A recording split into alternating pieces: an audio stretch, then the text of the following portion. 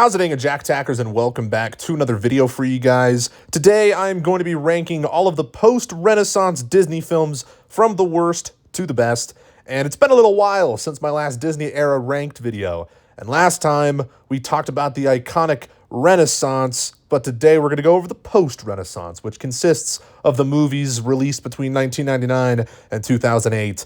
And a lot of people tend to think this era is kind of mid, but this is actually one of my favorite eras of Disney films.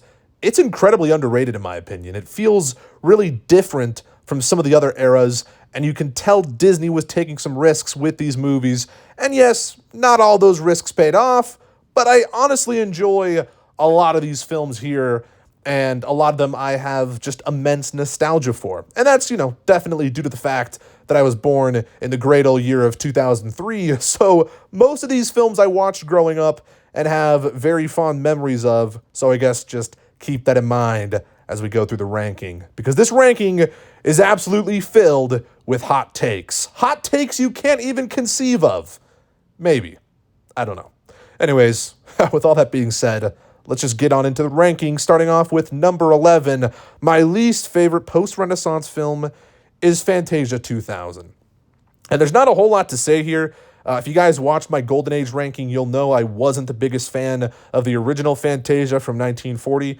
And simply put, the Fantasia films aren't really films at all. I mean, they're visual concerts. They have great animation and wonderful music, and that's about it. There, of course, isn't really an overarching narrative, and they're just compilations of shorts. Now, if that's your thing, then I'm sure you love the Fantasia movies. They're just not really for me. Like, I would never just be sitting down one day and think, oh, you know what? I think I'm going to go watch Fantasia. That's just not ever happening. I'm sorry. But believe it or not, Fantasia 2000 is actually slightly better than the original. Well, in my opinion, it is. You see, at least this movie is like 30 minutes shorter, so it was much quicker to get through. That's got to count for something. I didn't feel quite as bored watching this version. And some of the shorts are genuinely breathtaking, I'll admit it. I especially like the one with the flying whales. Visually, that was just really cool and beautiful, to be honest. And the Noah's Ark one was also pretty decent, I guess. I had some fun with it. I don't know, this just doesn't do a whole lot for me overall, though. And I guess it's not necessarily a bad movie, but it has to be in last place for me, because I would never choose to watch this over these other films. Anyways, let's just move on to number 10, which is Home on the Range. This movie is definitely one of the more forgettable Disney films. However, I actually have a little bit of nostalgia for it. I do remember watching this movie when I was younger and enjoying it a fair amount, but on my most recent rewatch, it's definitely nothing special. I like the Western setting, I guess. It looked pretty cool seeing all the desert landscapes, felt kind of different for a Disney animated film. And the villain, Alameda Slim, he's kind of funny, not gonna lie. I like that character. And I also enjoy the horse. He's a solid character, but most of the characters are relatively dull, if we're being honest. Especially the three cows. They're just not that good of characters, in my opinion. Didn't really care for them that much, which is a big problem, because they're the main protagonists of the story. Yikes. And I guess there's probably a few jokes in here that were somewhat funny, but most of them fell flat for me. It's just not a super engaging movie, and one of the films from my childhood that doesn't really hold up, unfortunately. I'll kind of always have a strange soft spot for it, but I also just have to be honest and let it go. It's not a great movie by any means. It's pretty mid. Anyways, let's move on to number 9. See what I did there? Anyways, at number 9, I have Dinosaur. All right, we've already made it to the movies I like a fair amount. I wasn't kidding when I said this era of Disney films was underrated, and Dinosaur represents that statement quite well. I think this flick is really solid. I can understand the criticism it gets. The lemur CGI hasn't held up. They look goofy. They can also get kind of annoying and feel unimportant to the overall story, but maybe it's just because I like dinosaurs a lot, but there's something about this film that's just super cool to me. I think the CGI on the dinosaurs themselves has stood the test of time. They look pretty good still.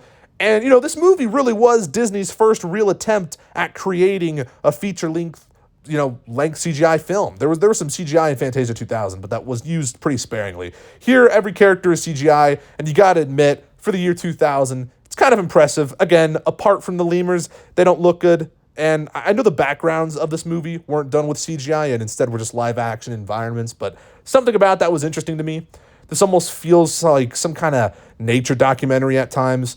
And I'm sure that's why most people dislike this movie, but that's part of the charm to me. It feels kind of realistic with its depiction of dinosaurs. I mean, I'm not a scientist, but it seems accurate to how this time period was. And this film also has some great music done by James Newton Howard.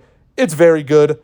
I like the character of Aladar. I think he's a likable enough protagonist that you can root for, and the Carnotauruses are very scary, and I remember as a kid being very freaked out by them, but they have such a presence in this movie that just kind of adds to the tension. And when people say this movie's boring, I just gotta disagree. I'm pretty entertained by what's going on, and I think the plot, while being kind of basic, is still thoroughly engaging. The threat of death is very present in the film, and that makes you want the dinosaurs, obviously, to make it through this journey. I don't know. I like this movie, and I'll always defend it, even though I don't think it's a perfect installment to the Disney canon, which is why it's ranked kind of low. But that really just comes down to the fact that these movies above it I enjoy a little bit more. But yeah, with all that being said, let's just get on into number 8, which is Atlantis, The Lost Empire. Might upset some people with this one. I'm sure others would rank this a tad higher, but I virtually have very few negatives with it other than it's kind of plain, if that makes any sense. Like, it's a good, fun adventure film. Okay, moving on. No, but for real, I don't think there's a whole lot of things that kind of spice this movie up. You have Michael J. Fox in here, I suppose, who voices the main character, Milo. He does bring in energy and kind of charisma to the movie, but overall, this just wasn't anything special. It's a journey film, adventure movie about Atlantis, and that's always going to be an intriguing premise. So of course this movie's mostly engaging. It just didn't do anything super amazing for me. It does have great characters though. That's one of the best things about this film. Great characters. They all have fun dynamics with each other, but that's really all I got to say about it. Anyways, moving on, at number 7, I have Chicken Little. I know, most people claim this is one of the worst Disney films of all time. I simply just gotta disagree. And is that nostalgia talking? Probably. And you're lucky, quite frankly, I didn't rank this movie even higher. I don't know, for some reason I think it's a fun movie. It feels very different from your stereotypical Disney film. It kind of is almost reminiscent of a DreamWorks animated movie.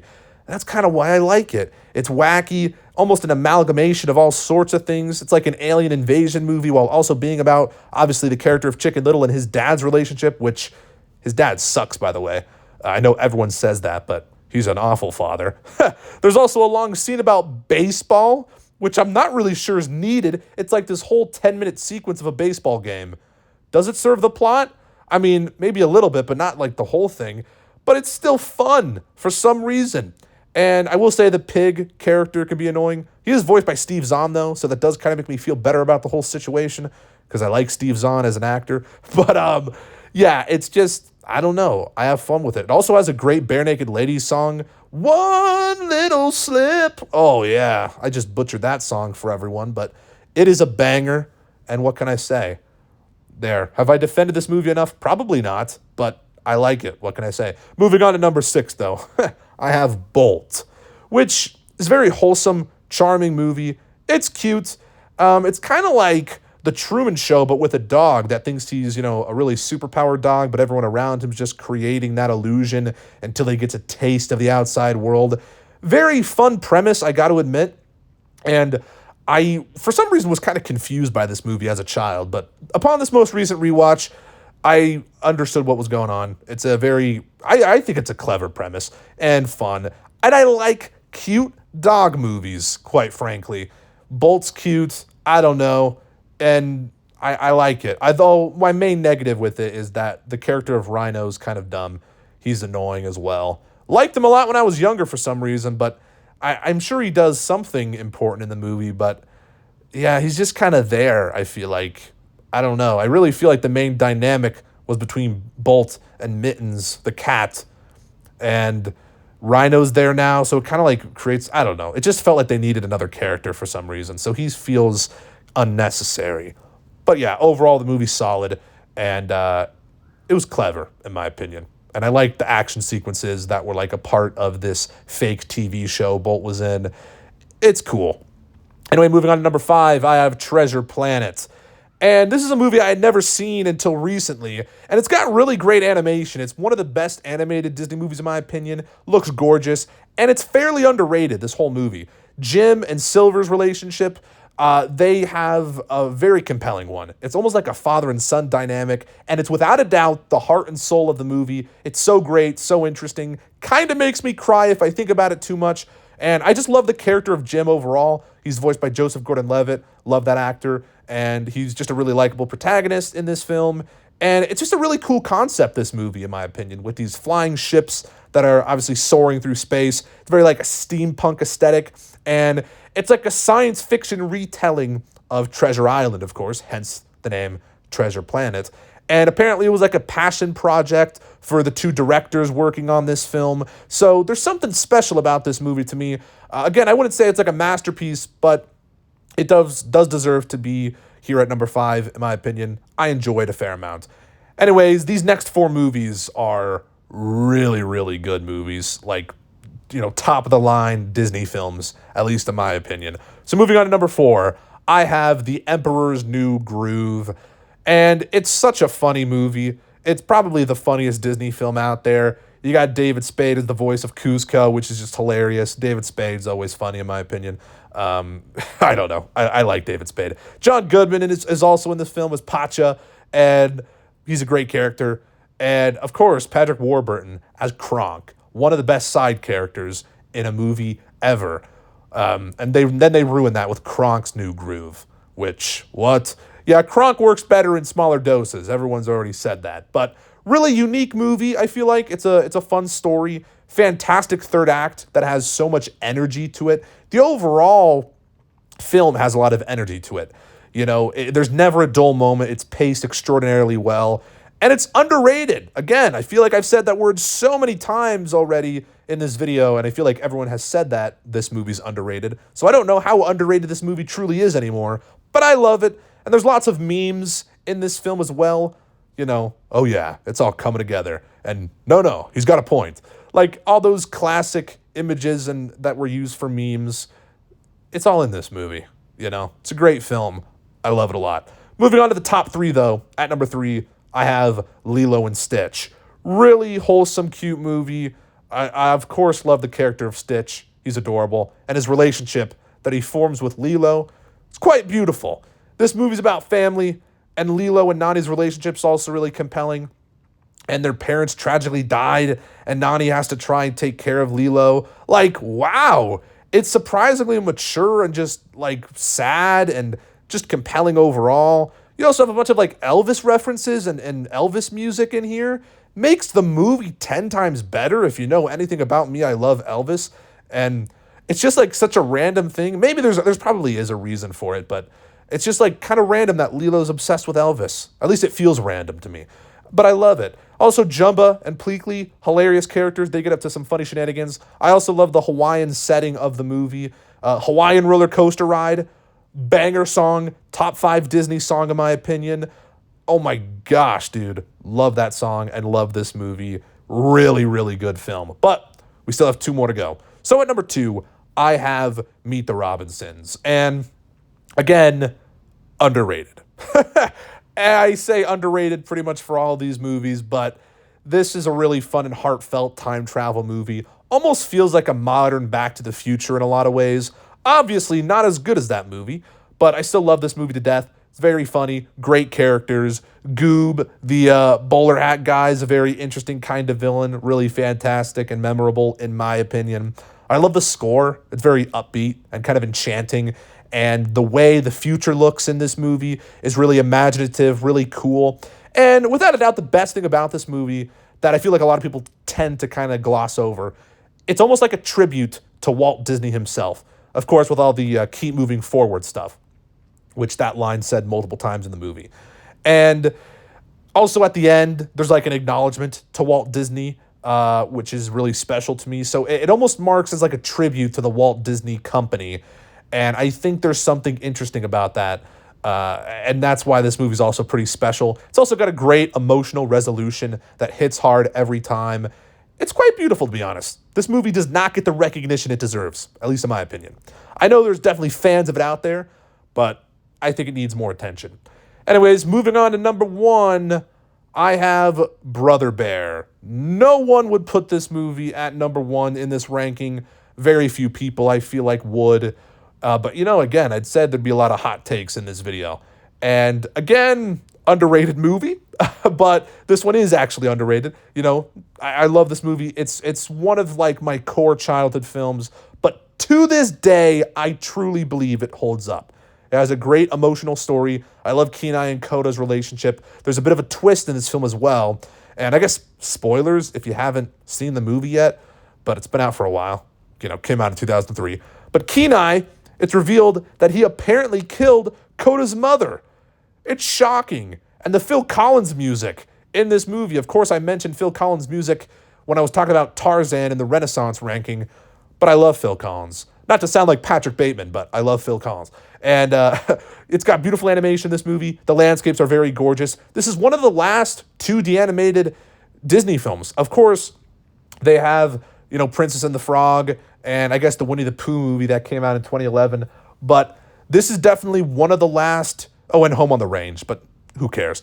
It still is one of the last 2D animated movies, and you can just see that the 2D animation is working at the top of its game here. Very immersive movie. It feels like you're, really staring at a beautiful portrait of the forest, and the details are just really incredible in my opinion. This movie is a masterpiece in my eyes. I love it a lot, and maybe I'll make a whole video about it someday because it really is, yet again, one of the most underrated films of all time. And there you guys go. That's my ranking of all the post-Renaissance Disney films.